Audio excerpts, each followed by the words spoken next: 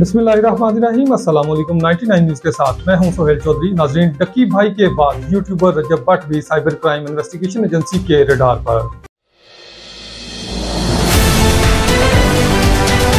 Islamabad national cyber crime investigation agency NCCA ने YouTuber रजब भट्ट के खिलाफ मुकदमा दर्ज कर लिया है। FIR के मुताबिक रजब भट्ट पर इल्जाम है कि इन्होंने अपनी शोहरत और मकबूलियत को इस्तेमाल करते हुए जुआ और सट्टेबाजी वाली एप्स की तशहीर की, जिसके नतीजा में अवाम की बड़ी तादाद अपनी मेहनत की कमाई से महरूम हो गई है। FIR में मजीद इंकशाफ किया गया है कि डक्की भाई भी एक मारूफ बेटिंग ऐप के ब्रांड एम्बेसडर रहे, जिससे ये बात सामने आती है कि ये तशहीरी मुहिम महज इत्फाकी नहीं बल्कि एक मुनज़्ज़म प्रोफेशनल कैंपेन थी। एजेंसी के मुताबिक रजब भट्ट को तफ्तीश में शामिल होने के लिए बारहा नोटिस जारी किए गए, लेकिन वो पेश न हुए। इनके रवैये ने यह तासुर पैदा किया कि वो एहतसाब से बचने की कोशिश कर रहे हैं, जिससे बिल आखिर मुकदमा दर्ज किया गया।